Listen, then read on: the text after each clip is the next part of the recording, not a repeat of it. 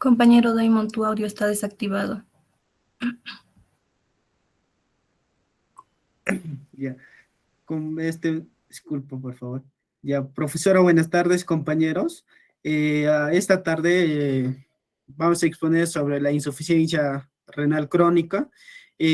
Los integrantes estamos la compañera Peralta, que Sofía, Quispe Caetano Daimo, mi persona, y Vilcapuma Quispe Alonda Lucía, la compañera. Paso a mi compañera Sofía. Ya, profesora y compañeros, muy buenas tardes.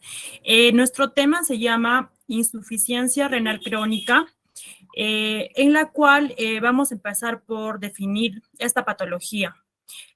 Vamos a encontrar en la definición como la pérdida progresiva e irreversible de la capacidad funcional de los riñones para mantener la homeostasis corporal. Estas anormalidades a nivel estructural y o funcional son consideradas generalmente a partir de la medición de la tasa de filtración glomerular, en la cual vamos a ver una anormalía a nivel de la función renal. La insuficiencia renal crónica ocurre cuando un riñón dañado no puede trabajar de manera efectiva. Los riñones limpian el desecho de la sangre, el cual es eliminado al cuerpo a través de la orina. Si la enfermedad se detecta temprano, puede desacelerar el daño del riñón, pero no puede detenerla completamente. Es muy importante la prevención o también la detección temprana de la enfermedad para evitar llegar a mayores estadios o a mayores complicaciones. La siguiente diapositiva. Vamos a encontrar ahora las causas que produce la insuficiencia renal crónica.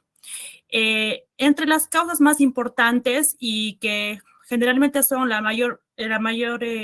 nos indica el mayor número de porcentaje, tenemos como la principal causa a la diabetes mellitus o diabetes de tipo 2, que es la principal causante de una insuficiencia renal crónica, seguido por la hipertensión arterial, que se encuentra en un 29%. También la vamos a conocer como presión alta y es la segunda causa más importante de la insuficiencia renal crónica. También tenemos la enfermedad glomerular con un 7%, que va a provocar que los vasos sanguíneos filtren la sangre, no filtren adecuadamente la sangre hacia los riñones. También vamos a encontrar la enfermedad renal o poliquística con 1.6%, que va a provocar la acumulación de quistes en los riñones que van a derivar en una enfermedad renal crónica, ¿no? Van a impedir estos quistes o estas malformaciones que van a encontrar a nivel del riñón el correcto funcionamiento hasta convertirla en una enfermedad de insuficiencia renal crónica. Y otras causas, como el 18.4%, tenemos, por ejemplo, el abuso de los medicamentos, principalmente el abuso de los AINES. También vamos a encontrar el uso de drogas ilícitas. También vamos a encontrar las enfermedades del sistema inmunológico, como pueden ser el VIH o el SIDA, el lupus, algún tipo de cáncer e infecciones graves a nivel urinario que van a desencadenar este cuadro. La siguiente, por favor. Ya, dentro de la clasificación de esta enfermedad vamos a poder clasificarla en 5 estadios de acuerdo a la tasa de filtración glomerular, que nos va a indicar en qué estadio se encuentra la enfermedad. Empezamos con el estadio 1, en la cual vamos a encontrar que va a haber un daño renal crónico anormal, en la cual va a ser la tasa de filtración glomerular menor de 90 mililitros por minuto. En este estadio vamos a encontrar que no va a presentarse síntomas todavía. Y en este estadio es importante también el tamizaje, el control de comorbilidades para evitar el avance de la enfermedad, ¿no? También vamos a tener que controlar el riesgo cardiovascular, ¿no? La presión arterial, la diabetes, si es que esa persona que está presentando esta enfermedad. En la segunda etapa vamos a encontrar, o en el segundo estadio vamos a encontrar que va a haber un daño renal crónico con desechos leves y nos va a arrojar una tasa de filtración glomerular de entre 60 a 89 mililitros por minuto, en la cual vamos a ver que va a haber una pérdida leve de la función renal. En el estadio 2 vamos a trabajar principalmente en el control o del avance de la enfermedad. Vamos a trabajar a nivel de la evaluación y de la prevención, ¿no? Y principalmente en las causas subyacentes al daño renal, a las causas que pueden estar produciendo el daño renal. En el tercer estadio vamos a encontrar el daño renal crónico con descenso moderado de la tasa de filtración glomerular entre 30 a 59 mililitros por minuto, en la cual vamos a encontrar que la función renal va a tener una pérdida de moderada a grave de la función renal. En este estadio principalmente vamos a ver la presencia de síntomas. Podría ser, por ejemplo, una anemia normocítica que va a generar, que va a ser producida principalmente por esta falla que va a presentarse a nivel del riñón. En el cuarto estadio vamos a encontrar el daño renal crónico con descenso severo de la tasa de filtración glomerular entre 15 a 29 mililitros por minuto. En este estadio 4 vamos a encontrar que la función renal va a tener una pérdida grave de su funcionamiento. En el estadio 4 y 5 principalmente llevamos a ver por ejemplo, hipopotasemias, elevaciones de potasio sérico, también vamos a ver, también podría presentarse incluso una acidosis metabólica o excreción de hidrogeniones, ¿no? Y en la quinta etapa, o en el quinto estadio de la enfermedad, que es la última y la más grave, vamos a encontrar que vamos a ver una falla renal establecida con una tasa de filtración glomerular menor a 15 mililitros por minuto, lo que nos va a llevar a una insuficiencia renal crónica, y este paciente ya va a requerir un tratamiento más especializado, como por decir una diálisis o un trasplante del riñón, ¿no? Este es el estadio más grave, que no va a tener tampoco, no va a poder regresar, sino que va a ser ya irreversible, ¿no? En este estadio, como en el cuarto, también vamos a encontrar hipopotasemia, elevación del potasio sérico, también vamos a encontrar que podría presentarse acidosis metabólica, ¿no? Que va a agravarse con una hipopotasemia. La siguiente, por favor. Ya. Ahora vamos a hablar acerca de la fisiopatología. Como sabemos, el riñón y en realidad todo el aparato renal es muy importante, ya que cumple diversas funciones en nuestro organismo, como por ejemplo la función depurativa, la función excretora, reguladora, endocrina y metabólica. Nuestro riñón está conformado por miles de nefronas, que son las unidades funcionales del riñón, ¿no? Estas nefronas van a tener un filtro llamado glomérulo y dos tubos que van a dar paso a la función de este, como podemos observar en el gráfico.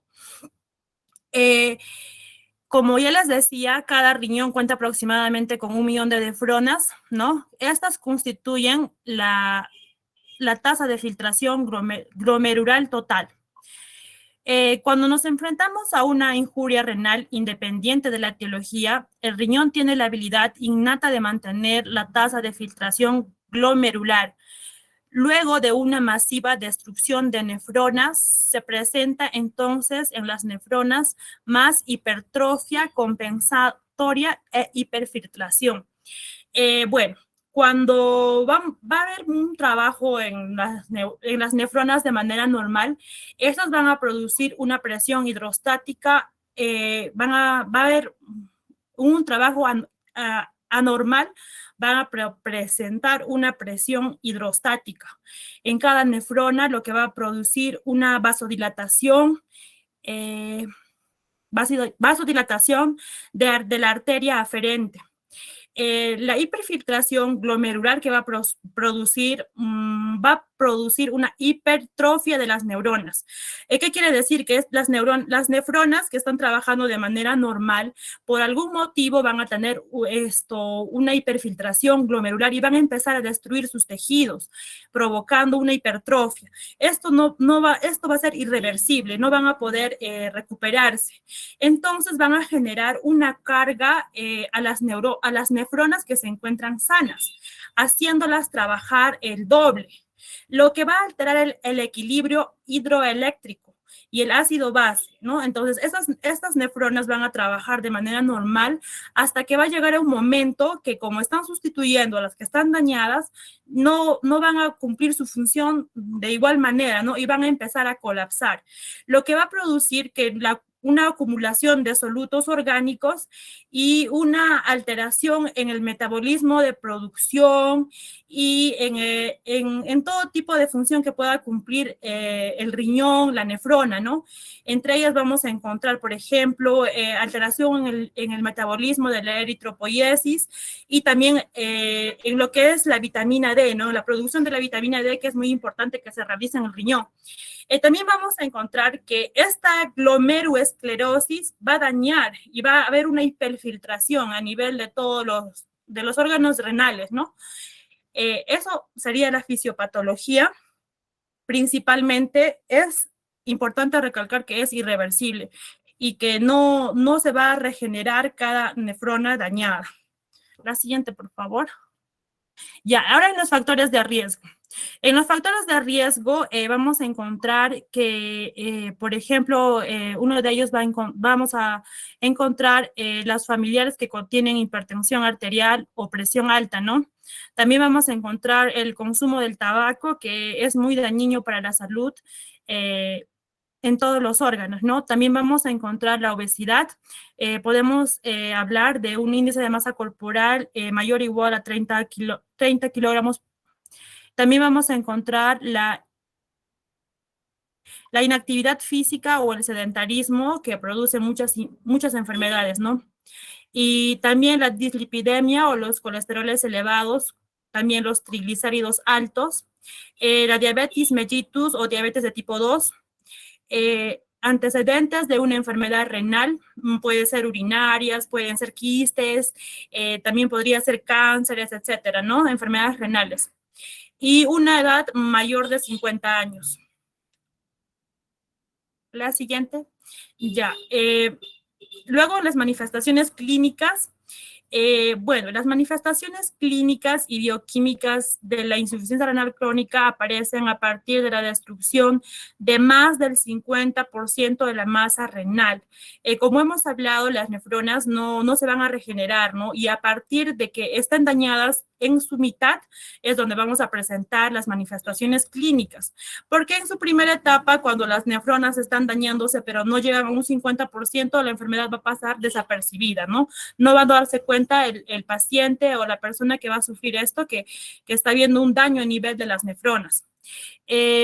Como vamos a ver, va a afectar a diversos órganos, tanto cardiovascular, hidroeléctricos, hematológicos, neurológicos, dermatológicos, hormonales y osteomusculares. En las alteraciones cardiocirculatorias vamos a encontrar la hipertensión arterial, que se encuentra en el 50% de los pacientes, en el más del 80% de los pacientes que van a sufrir esta insuficiencia renal crónica va a presentar hipertensión arterial, con valores de la sistólica de 140 y una diastólica de 90 milímetros de mercurio. También tenemos alteraciones hematológicas que vamos a ver el signo precoz en la evolución de la insuficiencia renal crónica, como lo habíamos hablado de la anemia en el adulto mayor, también podríamos conocerla como anergia normósita, que principalmente es endógena y que va a haber un déficit en la síntesis del hierro. En las alteraciones hidroelectrolíticas tenemos que en los pacientes va a tener una anormalía en los niveles de diferentes electrolitos, como el potasio y el bicarbonato, ¿no? La siguiente. Ya, también vamos a encontrar manifestaciones neurológicas en la cual vamos a ver una alteración cognitiva que va desde una dificultad para concentrarse hasta el coma profundo. También puede aparecer la polineuropatía. Alteraciones dermatológicas, un signo característico va a ser el color pajizo de la piel producido por la anemia y por el acúmulo de los urocromos. También vamos a encontrar a nivel de las alteraciones dermatológicas el purito o picor que va a encontrar en la piel sin ninguna causa aparente, ¿no? Sin la picación de un mosquito o de una alergia, sino que de manera independiente va a sentir como un picor. Las alteraciones hormonales en las cuales fundamentalmente va a producir una impotencia, oligospermia, disminución de la producción de espermatozoides, y en la mujer va a provocar alteraciones en el ciclo menstrual, frecuentemente amenorreas, y también vamos a encontrar alteraciones a nivel osteomuscular, en la cual va a encontrar dolores, deformidades o principalmente en las falanges distales de los dedos. La siguiente. Ya, medios de diagnóstico. En los medios de diagnóstico tenemos el análisis de sangre o tasa de filtración glomerular, que brinda el cálculo aproximado de la cantidad de sangre que pasa a través de los glomérulos cada minuto. Entre 90 a 100 mililitros por minuto es lo normal, ¿no? También encontramos el BUN, que es el análisis de nitrógeno ureico, da información importante sobre el funcionamiento de los riñones. Entre 6 y 24 miligramos por decilitro o 2.1 a 8.5 en los riñones, se considera lo que es normal. También tenemos otro medio de diagnóstico que es muy importante también, que nos va a dar los valores de algunos electrolitos y minerales, como el AGA, que nos va a ayudar a diagnosticar los trastornos en los riñones. También vamos a medir la oximetría de los electrolitos, como el sodio, el cloro, el potasio, y metabolitos como la glucosa y el lactato, también los ácidos bases, ¿no?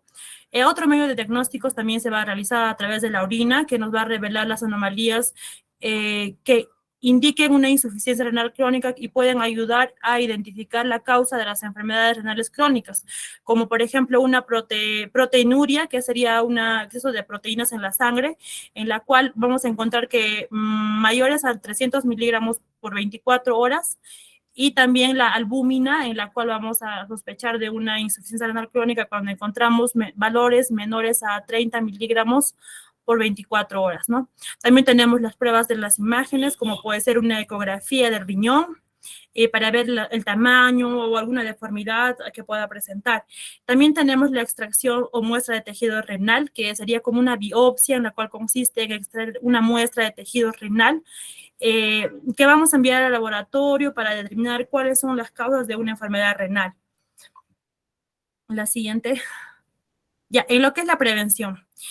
Como todos sabemos, la prevención es muy importante para cualquier enfermedad, ¿no? Y es muy importante una dieta bajo en sodio, en sal y también baja en grasas.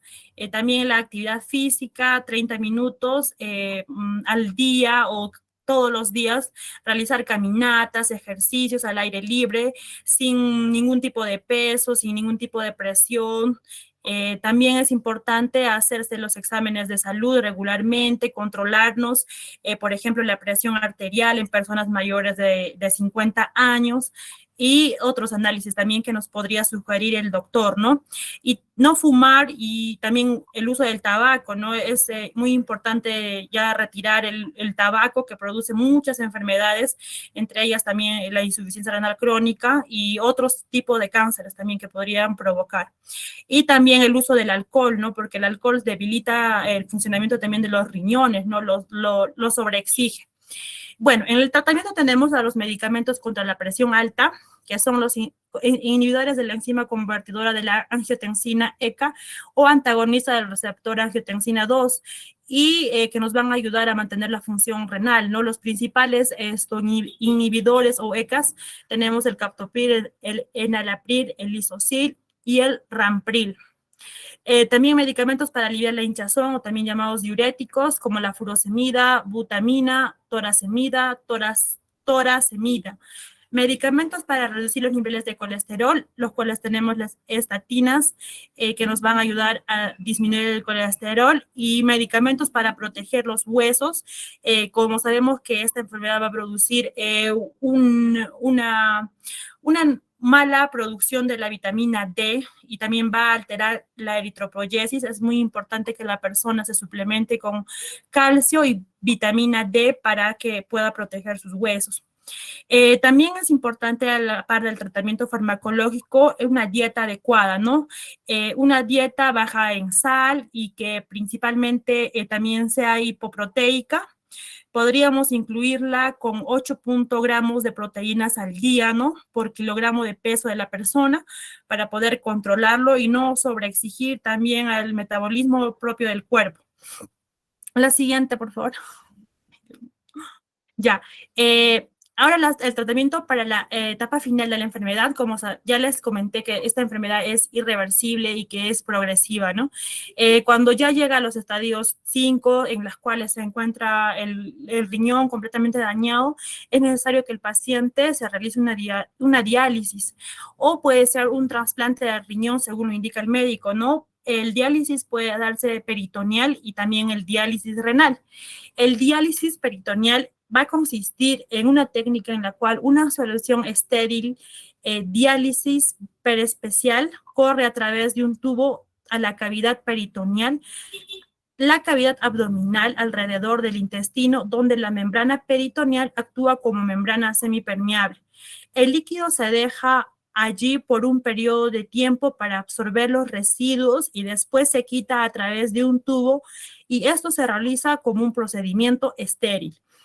Como podemos observar también en la imagen, vamos a ver que el paciente lo va a realizar a la altura del abdomen, y él se va a inyectar una solución que se llama perespecial, que va a ayudar, ¿no?, al funcionamiento del riñón.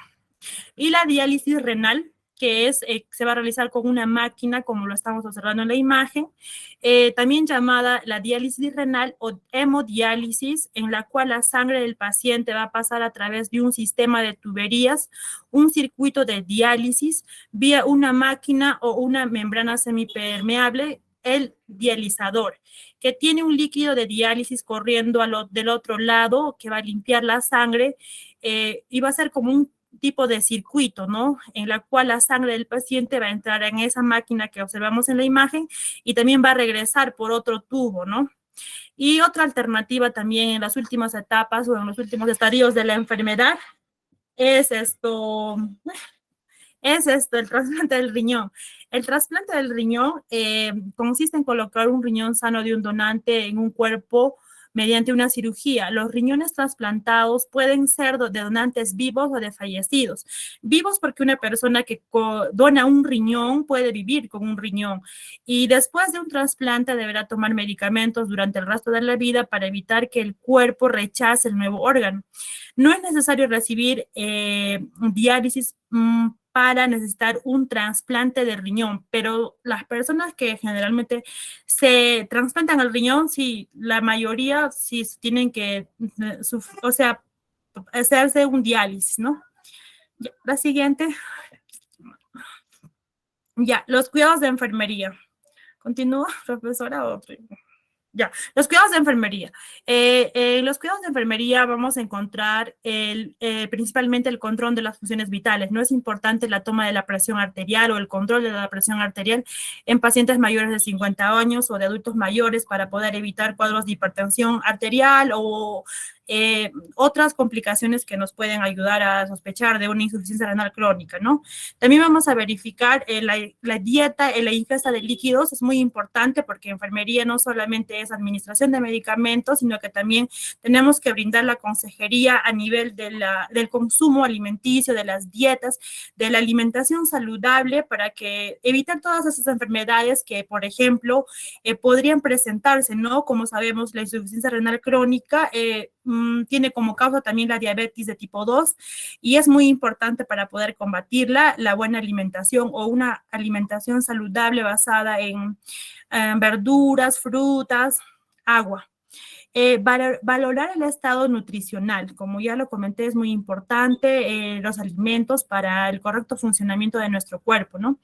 Controlar estrictamente la orina, la cantidad y el color en pacientes que ya están sufriendo algún tipo de enfermedad renal para evitar las complicaciones, ¿no? También detectarlas a tiempo. Valorar la hidratación del paciente, estar atentos de repente si hay algún tipo de retención de líquidos o algún mal funcionamiento renal, ¿no? La administración de medicamentos prescritos por el médico, por ejemplo, cuando una paciente sufre la hipertensión arterial, siempre tratar de controlarla para que no pueda dañar el riñón, y cuando este lo produce, también importante los medicamentos para controlar su enfermedad y las vitaminas para que esta persona no llegue a cuadros de anemia o también falta de vitamina D, ¿no? Descalcificación de los huesos. Mantener un registro adecuado e impreso de las salidas en un balance hídrico estricto. En pacientes hospitalizados es muy importante el balance hídrico estricto cuando sufren de enfermedades renales. Vigilar la posible aparición de signos de sobrecarga como en el pie, como podría ser edemas en el pierna, en los brazos, y tomar las medidas adecuadas para mantener la integridad de la piel. Cuando la persona sufre es muy importante que cuide también su piel, ¿no? Ya, la siguiente.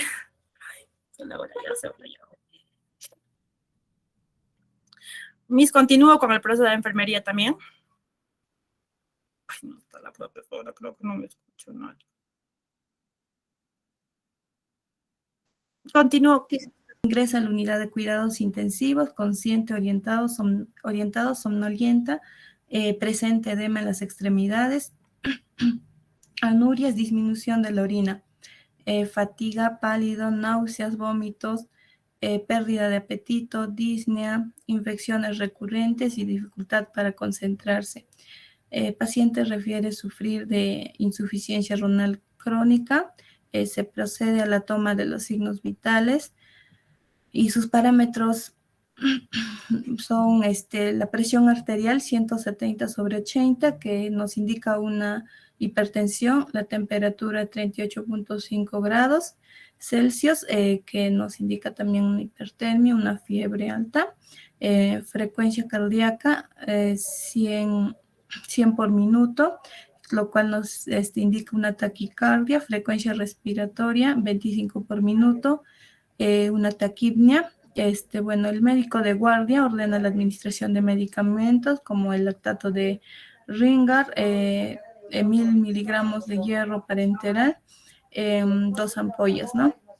Más 200 cc de solución salina por vía intravenosa, la furosemida, 20 miligramos cada 12 horas. También por vía endovenosa, el glucanato de calcio, una ampolla, cada 8 horas endovenosa, losartán, 100 miligramos cada día, vía oral, y el amlodipino, 10 miligramos, vía oral, y la ceftriaxona, 1 gramo cada 12 horas endovenosa. Siguiente, compañero. Ya. Vamos a continuar con el SUAPIE. Bueno, en los datos objetivos, el paciente refiere sufrir de insuficiencia renal crónica, ¿no? En los datos objetivos, lo que nosotros pudimos ver es paciente femenino de 68 años, consciente, orientado, somnoliento y presente edema de las extremidades. También disminución de la orina, fatiga, pálido, náuseas, vómitos, pérdida de apetito, disnea e infecciones recurrentes. También sus signos vitales, como ya había mencionado, que están elevados. Bueno, el diagnóstico que pudimos sacar es el déficit de volumen de líquidos relacionado al compromiso de mecanismos reguladores, evidenciado por edema de las extremidades, como es las anurias, la fatiga, ¿no? Y la temperatura de 38,5 y la frecuencia cardíaca de 100 por minuto. Bueno, en los objetivos, bueno, es el aclaramiento de toxinas sistémicas, las diálisis, bueno, Los indicadores es el equilibrio electrolítico y ácido base de la tasa de reducción de urea, mayor a 65%. También la presión arterial, cuáles son los electrolitos y ácido base, como son la presión arterial, el potasio en la sangre, el suero serológico, la creatinina sérica, el calcio, el bicarbonato, el magnesio, ¿no? En las intervenciones es el manejo de líquidos y electrolitos. Las actividades que se realizan es la monitorización de electrolitos líquidos, monitorización de los signos vitales constantes. Como ya se ve que en UCI las camas presentan por cada hora, nos botan los signos vitales, ¿no? Registro de entradas y salidas y líquidos, observar si hay signos y síntomas de retención de líquido también. Obtener muestras para el análisis en el laboratorio de los líquidos y electrolitos alterados, como es el niveles de hematocrito, urea, creatinina, potasio, el sodio, ¿no? Y bueno, en la evaluación, el paciente mejorará el déficit de volumen de líquidos. El siguiente es a pie, voy a solamente leer del diagnóstico, ya que los datos subjetivos y objetivos son los mismos, ¿no? En el otro diagnóstico... Rocío, por favor, Sí. un ratito, pues, Rocío, por favor, un ratito al caso clínico y vuelves a tu tema que estás explicando, ¿ya? Un ratito al caso clínico.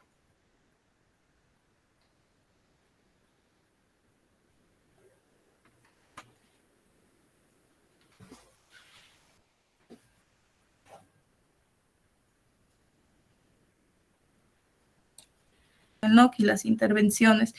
Bueno, en esta parte se realizan las notas de enfermería. Y bueno, en la parte de abajo también está el Cardex, donde se llena todo el medicamento que está prescrito por el médico, ¿no? Y los horarios también. Siguiente, compañero. Acá está el proceso de enfermería más detallado de lo que habíamos hecho el SOAPI. Pues ahora también lo voy a leer. Antes de eso, preguntas del caso clínico, por favor. Preguntas del caso clínico.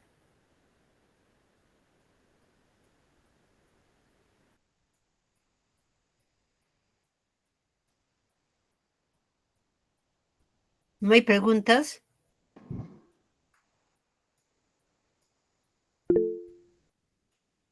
A ver, Josué. Hay distintos niveles también, ¿no? En UCI también no solo se encuentran los pacientes que están completamente sedados o intubados, también hay pacientes que se encuentran conscientes, pero por su condición necesitan mayor control o monitoreo continuo.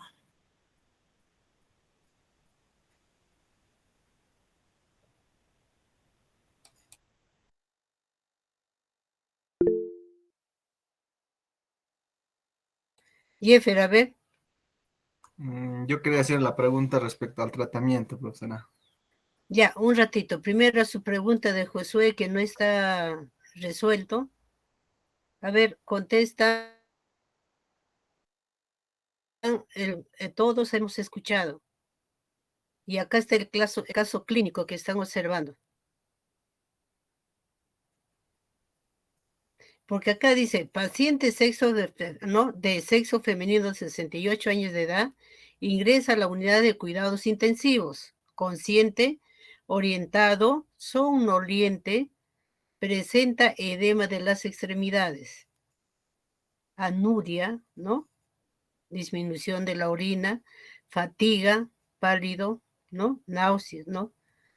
¿Y qué haces tú como enfermera?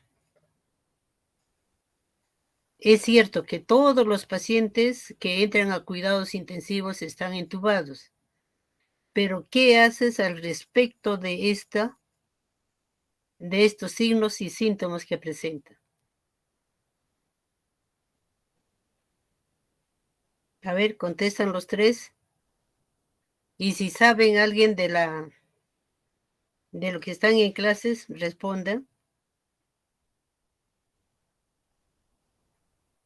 Bueno, profesora, bueno, para responder un poco a la observación de mi compañero Josué, como acotando a lo que mencionó mi compañera, claro, no todos los pacientes están sedados y mucho menos con las manifestaciones clínicas que entre el paciente, como son las náuseas y vómitos, las cuales no se puede sedar, ya que el paciente se puede, atragantar con su propio vómito, ¿no? Bueno, nosotros como pacientes vemos en sus funciones vitales la temperatura que está muy elevada, tenemos que también administrarle los medicamentos necesarios como son un antipirético, también para la presión, el tratamiento que sigue, ¿no? También, bueno, basándonos en la indicación médica, también podemos aplicar los medios físicos que son eh, no cubrir mucho al paciente y ese tipo de cosas. No, pero pregunta de escucha pues su pregunta de Josué. Dice, ¿por qué, no? Si están en cuidados intensivos. A ver, la enfermera, Por ¿qué eso, debe hacer con todos estos signos y síntomas que presenta el paciente? profesora, le menciono que no todos los pacientes están sedados, entonces mucho menos con estos síntomas que está ingresando el paciente a la unidad de cuidados intensivos. No se puede sedar a un paciente que está teniendo vómitos, ¿no? Eh, ya que se puede atragantar con el propio vómito. Entonces, más bien bueno, administra pues medicamentos, como ya le mencioné, que son para bajar la fiebre, ya que vemos que también tiene una temperatura alta, una presión alta. Entonces, No. Mira, una enfermera que debe ser con todos esos cuidados, por eso la observación es muy bueno, ¿no? Él pregunta, ¿no? Con estos síntomas, entonces la enfermera, ¿qué debe opinar al médico? Aunque el médico ya lo hace, es sacar su AGA, el tratamiento, o sea, para ver su diagnóstico. Porque acá dice tiene anuria. En cualquier momento hace y ustedes están en insuficiencia renal crónica, ¿no? Y el paciente ahí nomás, mira, con la disminución, la fatiga, con las náuseas, todo, ¿no? Entonces, si no tenemos el resultado de apoyo del diagnóstico del laboratorio, entonces el paciente se va. ¿Y qué hace enfermería? ¿Qué va a hacer dándole su tratamiento? Si el paciente ya no quiere agua, no quiere líquido, porque no está eliminando líquido. Y por no eliminar el líquido, el paciente está haciendo, o sea, presenta fatiga. El edema, dice, presenta edema en las extremidades. Y entonces todo eso, pues en cuidados intensivos hacen pues todo ese tratamiento. Por eso le llaman cuidados críticos. Uno de repente con el análisis del AGA al paciente lo intuba. ¿Para qué? Para poderle ayudar con todos esos sus tratamientos. Y el tratamiento también no va a ser pues a gotas ni microgotas, va a ser con la bomba infusora, que, que solamente 20 centímetros puede ingresar en una hora. Por eso que les digo, también les vuelvo a insistir, tienen que saber todos los valores del AGA. Aquí está un problema, un caso clínico donde van a intervenir. Y agrego, aprovechando ahorita que estamos hablando de esto, que en la próxima vamos a hacer un sociograma donde van a hacer cómo programar la ventilación mecánica a un paciente. Por ejemplo, acá está un caso clínico. ¿Ya? Eso es, Josué, de la pregunta, o sea, no sé, de repente quieres otra observación más o agregar algo. Por eso, ahí en el momento, cuidados, entonces como ven ya todos los resultados, el paciente lo intuba. O de repente solamente lo ponen por una ventilación para poder ayudar al paciente, para que no entra en un coma. Entonces, y ahorita, por ejemplo, el hospital de Ayacucho no tiene esa luz, habló, de repente Minsa podría tener. ¿Cuál es la emergencia de cuidados intensivos para ese paciente? Es la La hemodiálisis. diálisis misma. Hemodiálisis. Hemodiálisis. Y en ese momento, ¿cuántos litros de sangre va a requerir el paciente? En la hemodiálisis es un lavado, ¿no? ¿Para qué? Para poder eliminar el líquido que queda. Y eso no es de 1 hora, 2 horas, puede ser 4 horas demorar. Entonces, por eso, ustedes tienen que saber el resultado. Y acá, en su caso clínico, no están resolviendo. Este caso clínico está bien, pero no lo están resolviendo como enfermeras. Ahora, otra pregunta. A ver, Jeffer, del tratamiento, dice, de repente lo que quiero preguntar, él va a preguntar. A ver. Ya. Respecto a los diuréticos, yo quería preguntar, ¿no? Yo tenía duda por qué se le dice los diuréticos de ASA y por qué tendría que yo, viendo el caso, tendría que escoger lo que es diuréticos de ASA y no de osmóticos. Ahí está, buena pregunta. A ver, defiende el grupo, Daimo, Rocío, Sofía. Eso es de enfermería que debemos saber. Ahora, en cuidados intensivos, ¿has entrado, Rocío? Daimo, Sofía, ¿entraron? Sí, licenciada. Ya, ahí también ha habido ese caso. Por eso les digo, preguntan, ¿por qué este tratamiento le están administrando? ¿Para qué le están administrando? ¿Les parece? Aprovechan, señoritas, la práctica, aprovechan. Ustedes están en práctica. Es como un niño que aprende a recién hablar, a descubrir algo, preguntan, ¿no? Y hasta que ellos se entienden. Y después, una vez que ellos ya saben preguntar y saben la respuesta, ya no preguntan, ellos resuelven. Nosotros también estamos en esa etapa de preguntar, de aprender. Nadie nace sabiendo. Muy bien su tratamiento, Jeffer, tu pregunta. Por eso, ahora, cuando ustedes hacen por ejemplo, ¿cómo se llama? Los ¿cómo se llama? Antipirético, ¿qué has dicho, Jeffer? Los diuréticos, mis Los diuréticos. diuréticos. A ver, su labor de enfermera, ¿qué hacen? Todos, para todos la pregunta, ya que el grupo no se preparó muy bien, o si se ha preparado, no sé por qué no quieren contestar.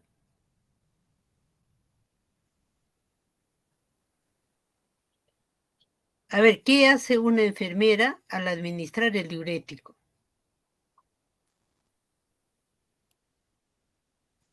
Sofía, has hablado del cuidado. Ya, licenciada. Lo que tenemos que hacer es controlar las funciones vitales, el balance hídrico estricto. El balance hídrico.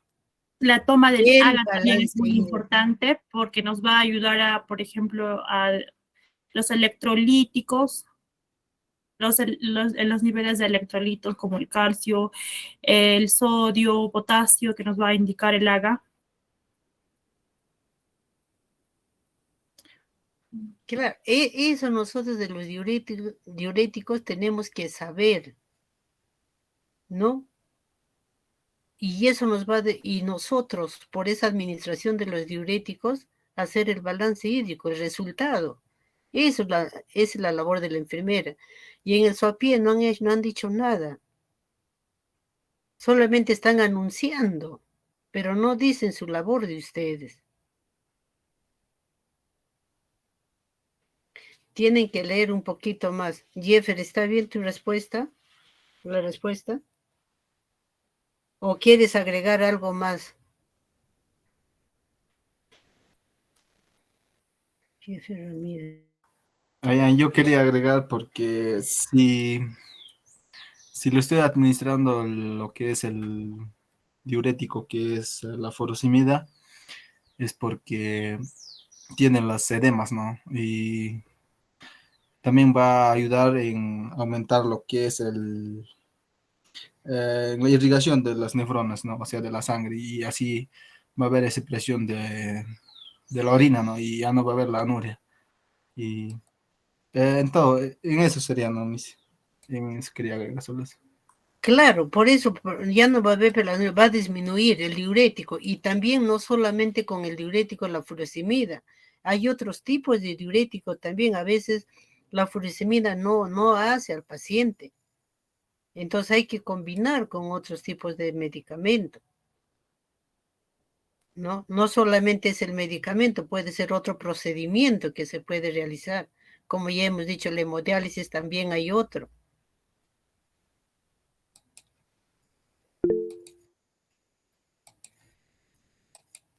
A ver, ¿quién alzó? María Elena Rivera, la última pregunta, Profesora, o observación, observación. A ver, sí, profesora, como observación o sugerencia es que sí, en el caso clínico, como ya mencionaron, profesora, les estaría faltando colocar los niveles de urea, creatinina, todo, ¿no? Si es un paciente con insuficiencia renal, entonces, ¿cómo se va a diagnosticar a este paciente? Va a ser a base de esos exámenes, ¿no? De saber cuánto de urea, creatinina y otros elementos más. Entonces, eso es lo que estaría faltando en el caso clínico. muy bien, María Elena, buena pregunta. Eso por eso que acabo de mencionar, deben saber los valores del AGA. También ese de la urea, creatinina, también saber.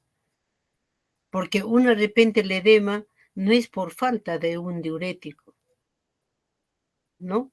Puede ser por otro tipo de insuficiencia.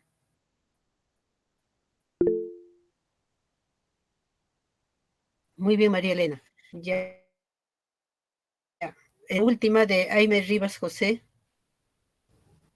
Profesora, también, bueno, acotando a su caso clínico, también debería estar lo que es la tasa de filtración glomerular, ya que es importante para ver cómo va el daño a nivel renal. Claro. También, aparte que estamos solucionando o estamos apoyando, ¿no? O haciendo la valoración de su edema, también tenemos que ver eso, el daño, a dónde va. De repente, exceso de medicamento o exceso del tratamiento de otros, ¿no? De otros medicamentos. Eso también va muy bien, Aime Rivas, ¿no? Sí, mis Rivas. Rivas. Ya. Muy bien. Abre el otro grupo, por favor.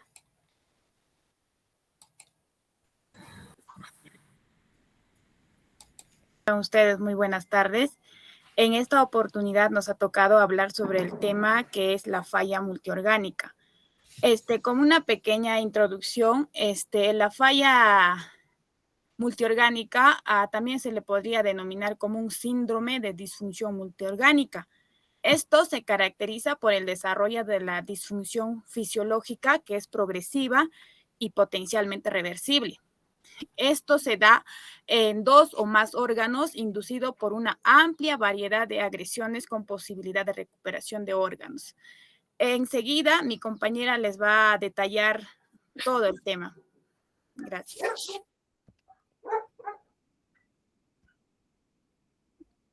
Ya mis buenas tardes y compañeros, buenas tardes. Prosiguiendo con la exposición, iniciamos ya. La falla multiorgánica, también conocido síndrome multiorgánico, también fallo orgánico múltiple y fracaso multiorgánico. Actualmente se conoce más con la falla multiorgánico. Teniendo en cuenta la falla multiorgánica, se dice que es un desarrollo de un trastorno fisiológico potencialmente no reversible, que afecta la función de 2 o más sistemas de órganos vitales en un paciente enfermo. En la falla multiorgánica, como bien sabemos, es un trastorno que pues va a afectar más que nada a los órganos vitales, las cuales van a ser pues son la parte renal, hepática, la respiratoria y la función cardíaca. Asimismo, los pacientes, un ratito. Los pacientes con falla multiorgánica, pues mayormente ellas son internados en la unidad de cuidados intensivos. Esto, pues, por lo cual se tiene que realizar un tratamiento de urgencia para que estos pacientes, pues, se tengan, pues, el tratamiento oportuno y que no lleguen a complicación.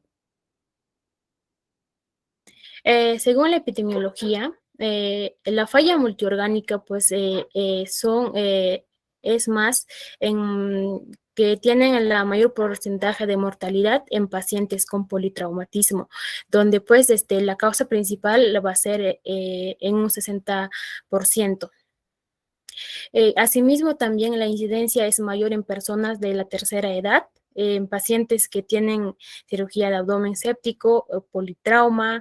Los sistemas que van a ser más primeros en fallar va a ser pues el sistema respiratorio, cardiovascular y neurológicos, que seguidos de renal, hepático y hematológico.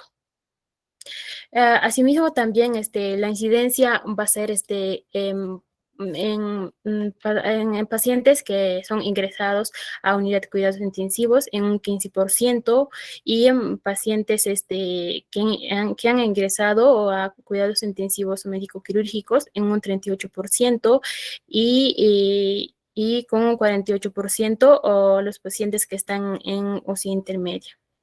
Y asimismo también con quemaduras graves de 60 a 98% de mortalidad. Y asimismo, la causa hasta la actualidad, según los estudios, más destacado es la sepsis, con un 45 a 75% que afecta como la causa principal de falla multiorgánica.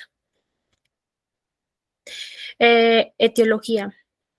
Según los estudios y según las literaturas, mencionan, ¿no?, que la causa más común en un 50% va a ser por una infección y también por la sepsis y por la septicemia. Asimismo, incluyen otras causas, que es la presencia de inmunosupresión por una deficiencia de inmunoglobulina en la sangre y también por las enfermedades crónicas como las cardíacas, la parada cardiorrespiratoria, shock, las quemaduras, traumatismo graves, la hemorragia digestiva alta, la perforación intestinal y el síndrome compartimental y otras enfermedades crónicas. Asimismo, también la respuesta inflamatoria sistémica, que pues genera una inflamación, una infección en el organismo. Bueno, la fisiopatología. Bueno, según la fisiopatología, pues esto para que haya una falla multiorgánica, pues ocurre, ¿no? Se clasifica en dos, ¿no? La primaria y la secundaria, donde en la fase primaria, pues va a ocurrir por una simple lesión, por una trauma o por un accidente, ¿no? Por un accidente donde pues va a generar un traumatismo. Y eso va a generar tener pues un shock hemorrágico, ¿no? Y esto va a conllevar a que tenga la isquemia, en donde va a producir pues va a generar una disminución brusca en el aporte sanguíneo, en la cual pues las células y los tejidos van a necesitar más oxígeno. Y en este caso, pues, el paciente necesita una reperfusión, una restauración, en la cual encontramos dos factores modificables y factores no modificables. En el factor modificables encontramos el aporte de bulimia, aborto de bulimia, transfusión de sanguíneo y control de daños. Con esto podemos ayudarle y tratarle a tiempo y realizar todos los cuidados necesarios para poder evitar una complicación. Y en caso de factores modificables, factores no modificables, encontramos la edad, las comorbilidades y factores genéticas, que son pues factores no modificables. Y esto pues lo que genera mayormente como que no se puede controlar, no se puede modificar. Entonces, en esa fase pues aparece la respuesta inmunoinflamatoria, en la cual encontramos los agentes que son los agentes interleucina 1 y interleucina 6. Estos agentes, pues, son agentes patógenos, ¿no? Que asimismo también va a interferir el factor de necrosis tumoral alfa. Estos factores, pues, van a generar una inflamación en el organismo. En eso también aparece los mediadores, ¿no? Que son la citoquina.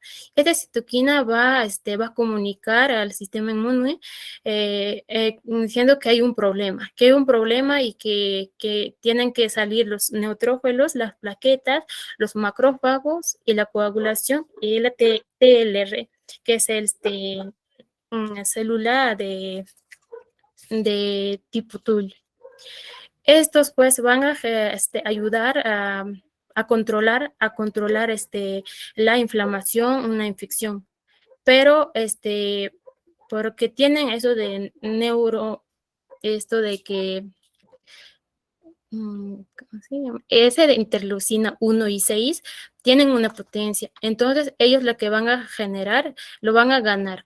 Lo ganan y pues generan una inflamación, en donde pues lo van a alterar las funciones de mediadores, de citoquinas, de óxido nítrico, los oxidantes y PAMs, DAMs, lo que va a alterar.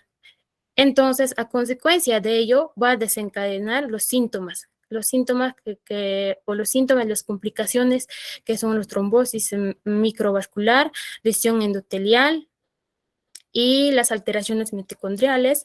Luego, el aumento de permeabilidad celular también va a producir edema y al final va a haber apoptosis, que es la muerte celular. Y finalmente concluye con falla multiorgánica. Ya, los factores de riesgo. Los factores de riesgo. Encontramos una readmisión retrasada o inadecuada, ¿no?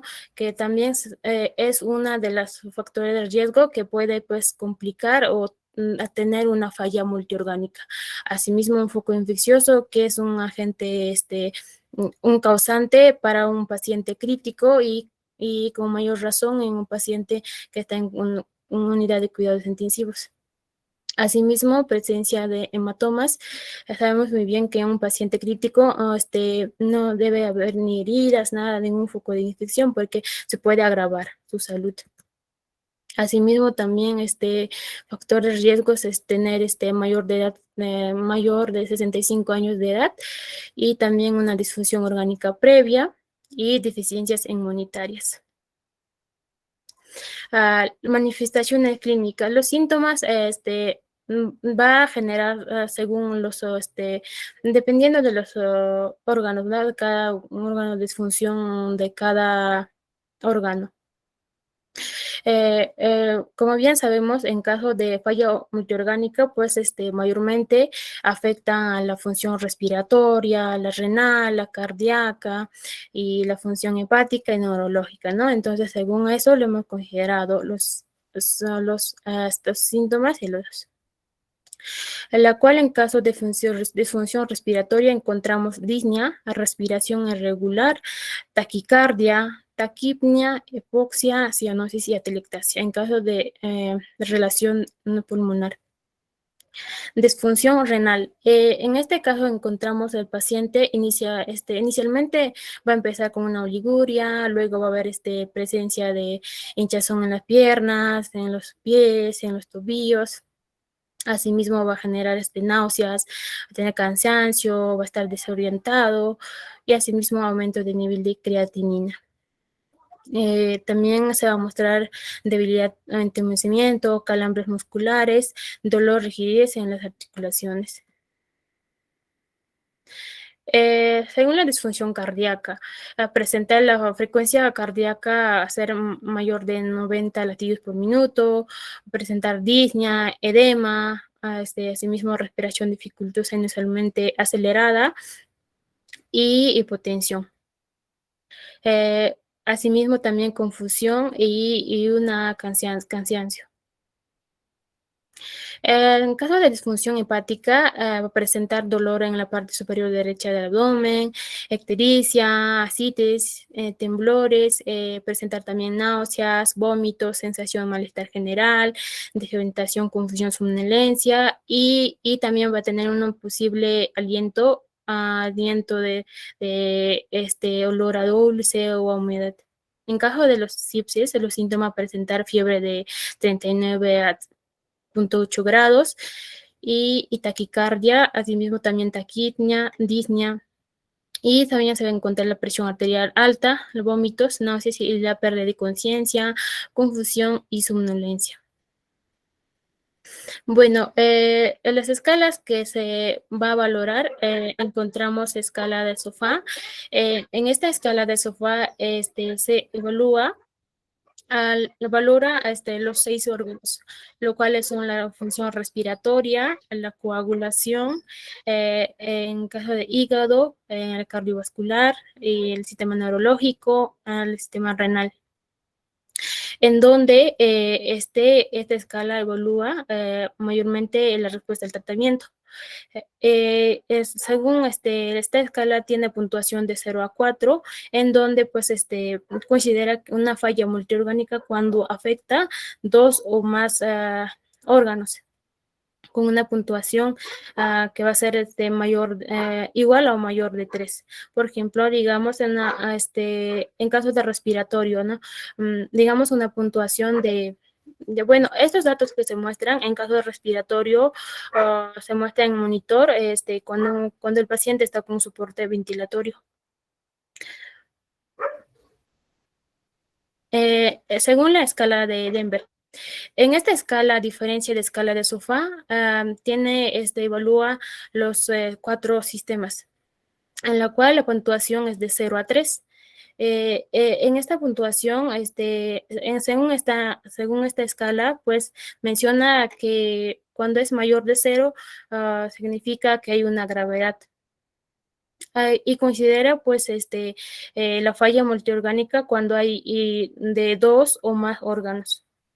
Y la puntuación va a ser mayor a 4, o esto va a ser en las primeras 48 horas tras el trauma.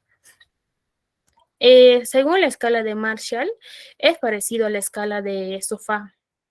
En esta escala también se evalúan 6 sistemas, lo que es el respiratorio, la coagulación, en la coagulación, la parte hematológico, el hígado, cardiovascular y renal, y el sistema neurológico con la escala de Glasgow.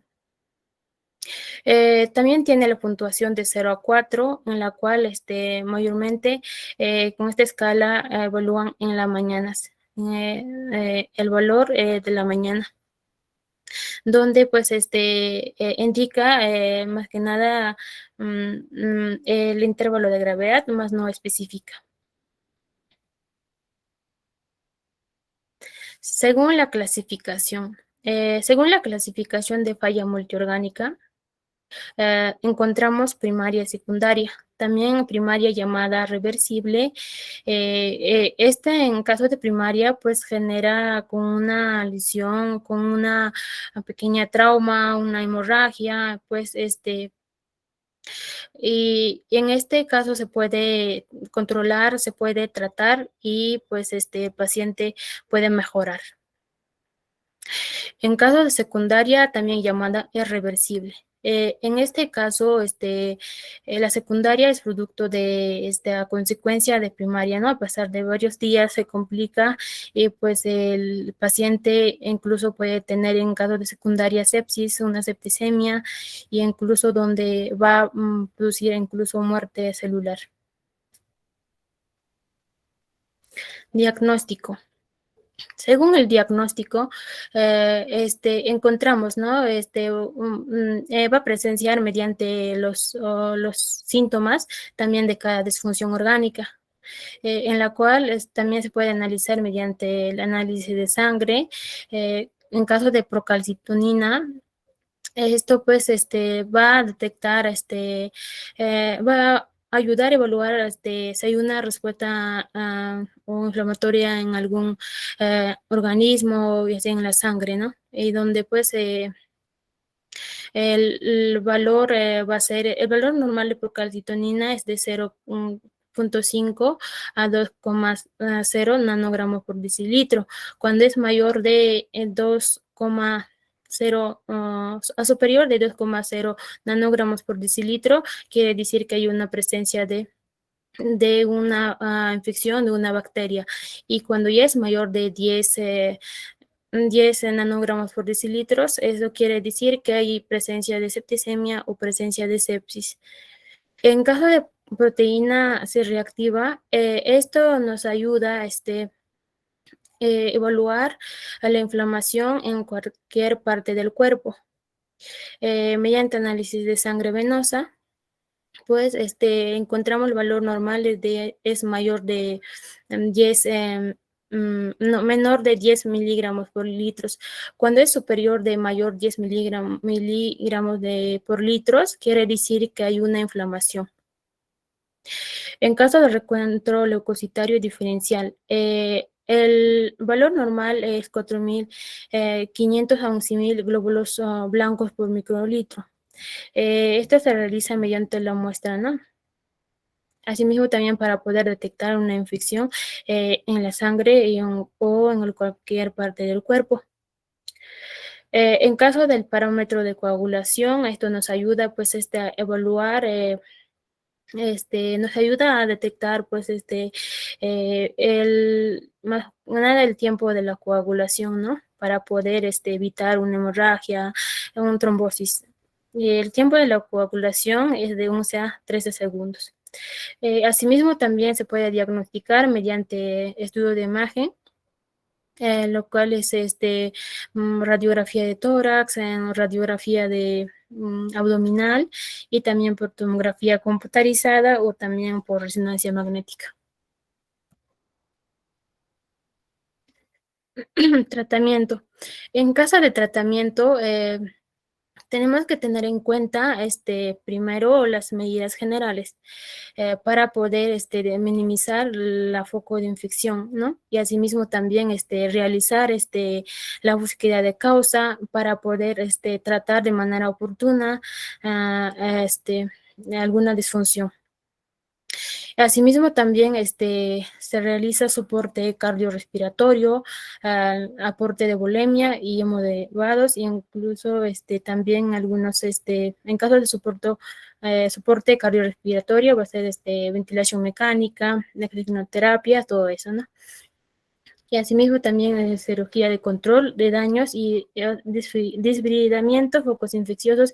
En aquí es lo que va a realizar es tratar de minimizar el foco de infección, ¿no? En caso de úlcera por presión, limpiarlo, o por ejemplo, realizar un cambio de posición adecuado, cuando hay infecciones, limpiarlo adecuadamente. Asimismo, también en caso de tratamiento encontramos también los vasoactivos y los antibióticos. En caso de los vasoactivos encontramos la dopamina, la noradrenalina. Prevención.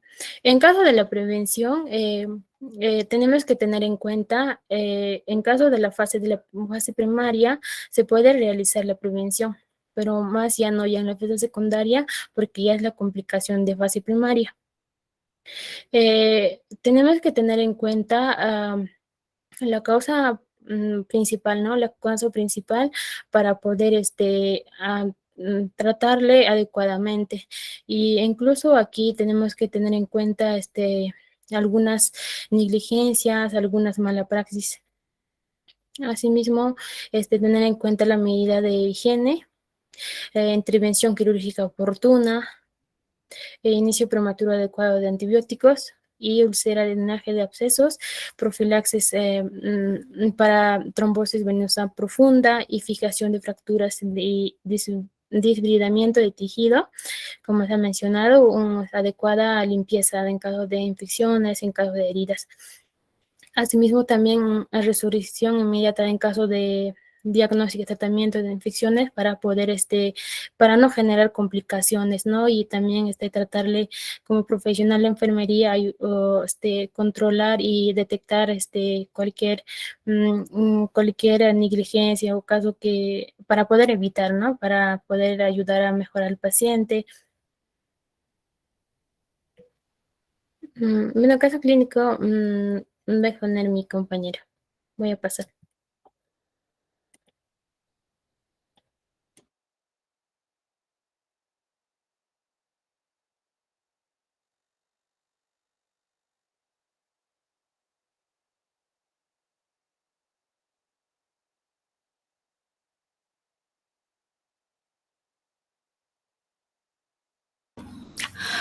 Bueno, vamos a continuar con el caso clínico. Paciente adulto mayor con antecedentes de insuficiencia cardíaca, hepática y renal, presenta cuadro de 8 horas de evolución, caracterizado por dolor abdominal difuso acompañado de vómitos de contenido gastrobiliar y diarreas acuosas y abundantes. El familiar refiere haber ingerido el día anterior ensalada con huevos con cocción incompleta, por lo que se decide acudir a emergencia al Hospital Regional de Ayacucho. Con signos vitales de presión arterial 90/50 miligramos de mercurio, frecuencia cardíaca de 166, frecuencia respiratoria de 25, temperatura 38.9, saturación 70%, por lo que se colocó al instante oxigenoterapia de máscara con reservorio. A la observación se ve afectado el estado neurológico, desorientado e inconsciente, con eritema cutáneo generalizado, con abdomen distendido, doloroso, difusamente con signo de irritación peritoneal. Según las pruebas realizadas en emergencia, la glucosa la tenían 158 miligramos por decilitro, urea 61, leucocitos 2.700, plaqueta 192.000. Luego de no apreciar su mejoría, se decidió su ingreso a UCI. Luego se inicia con tratamiento de drogas vasopresores y sueroterapia. A pesar del tratamiento, persisten los signos de irritación peritoneal, por lo que se decide realizar la parotomía urgente, que confirma peritonitis aguda purulenta. Luego del posoperatorio inmediato, el paciente presenta shock, precisando altas dosis de fármacos vasopresores. Ante la posibilidad de shock tóxico estreptocóxico, se decide añadir al tratamiento gamma globulina humana. Según los resultados, se diagnosticó el síndrome de disfunción multiorgánica por presentar complicaciones en varios órganos. Luego de las intervenciones, al 10º día se complicó con sepsis y falleció. Los diagnósticos de enfermería que hemos planteado respecto a nuestro caso ha sido el deterioro del intercambio gaseoso relacionado con el equilibrio ventilación-perfusión, evidenciado por la saturación de oxígeno, ¿no?, que la tenía el 70%. Desequilibrio nutricional por defecto relacionado con incapacidad para digerir y absorber nutrientes debido a absorber factores metabólicos, evidenciado por sonda nasogástrica. Deterioro de la eliminación urinaria relacionado con agente biológico, bueno, esto hacía referencia a la insuficiencia renal, evidenciado por retención urinaria. Y finalmente, hipertermia relacionado con liberación de agentes pirógenos al torrente sanguíneo por proceso infeccioso, evidenciado por temperatura axilar mayor a 38.9 grados centígrados.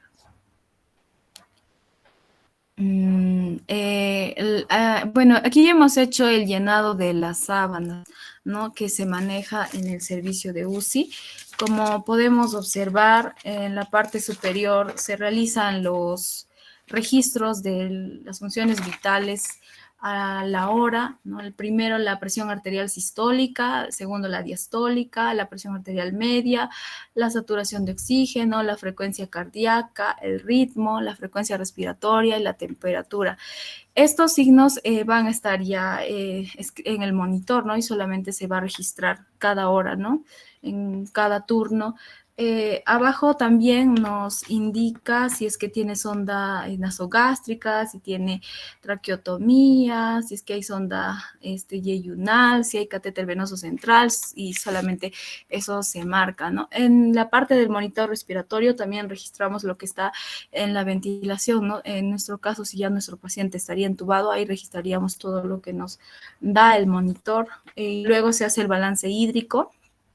Se registra todo del ingreso, la dieta enteral o parenteral, el tratamiento endovenoso y todo lo que iría en el ingreso, ¿no? Y en el egreso igual la diuresis, la disposición, los vómitos y todo lo que hubiera ido. En la otra parte tenemos algunos exámenes que se realizan de laboratorio, hay monitoreo hemodinámico también, en la parte inferior también hay algunos que se coloca de los cultivos, los procedimientos invasivos.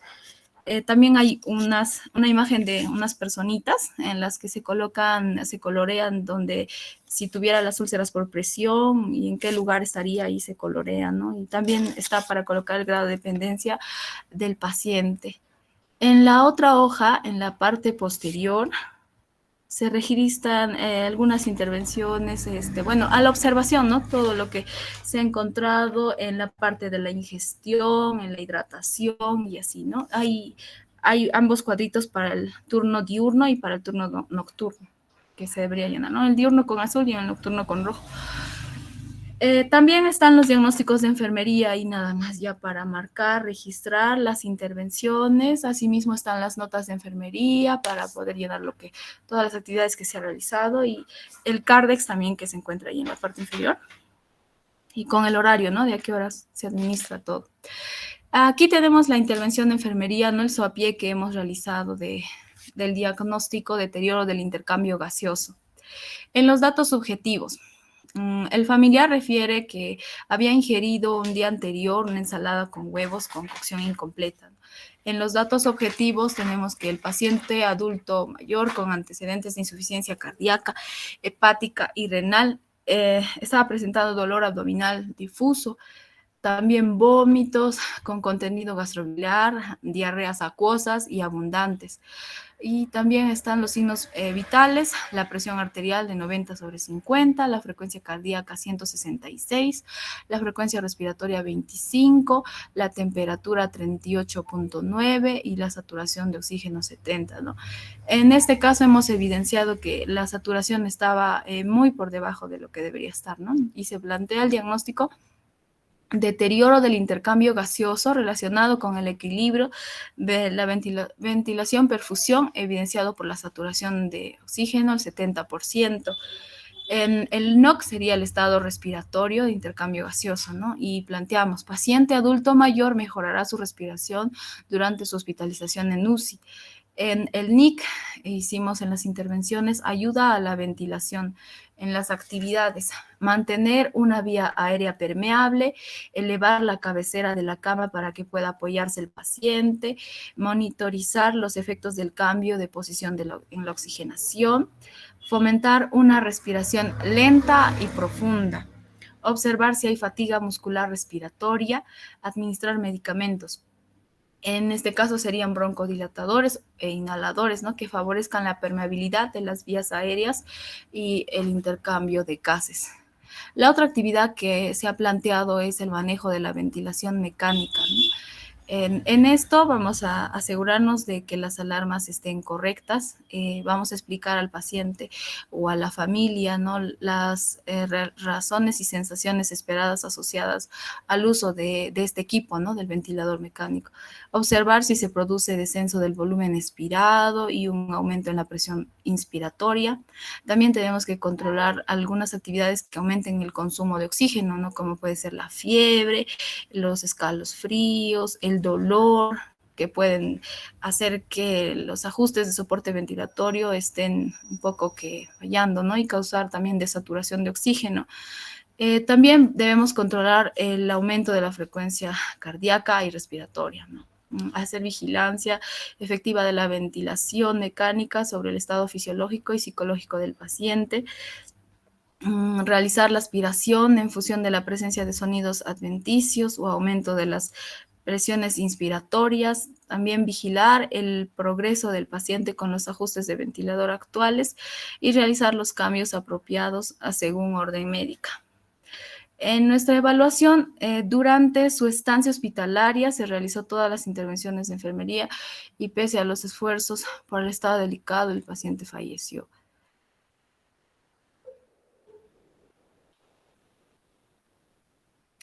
El siguiente diagnóstico planteado viendo las funciones vitales era el de la temperatura, ¿no? Por ello planteamos en los datos subjetivos es igual que, bueno, lo único que nos ha referido, ¿no?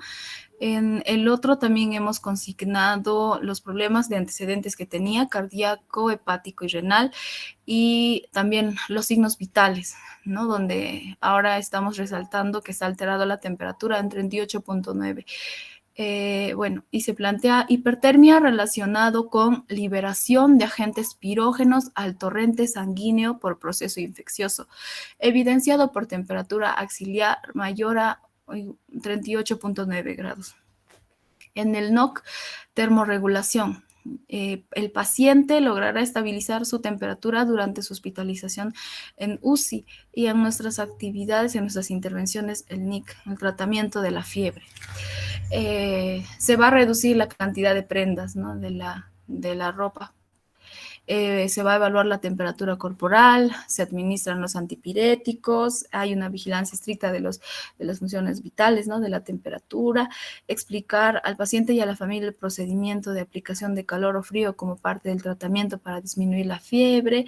También se evalúa constantemente el estado general, la seguridad y la comodidad del paciente. En el otro, la otra actividad sería la monitorización de los signos vitales, ¿no? Monitorizar la temperatura corporal y el calor de la piel cada 15 minutos en el monitor, monitorizar la frecuencia cardíaca cada 15 minutos, también mantener un dispositivo de control continuo de temperatura corporal y la evaluación. Durante la estancia hospitalaria se realizó todas las intervenciones de enfermería y pese a los esfuerzos y por el estado delicado del paciente, falleció. Habíamos planteado 3 preguntas. Bueno, con eso hemos concluido nuestra exposición. Miss, no sé si nos podría autorizar a la audiencia, ¿no? A nuestros compañeros, si podría responder nuestras preguntas. Sí, también mira, las preguntas, está muy bien que vas a hacer, pero también el caso clínico, hay muchas cosas, las preguntas para que te pueden ellos como yo también. Dice, ¿cuándo decimos que existe una falla multiorgánica? A ver, esa pregunta, a ver quién contesta.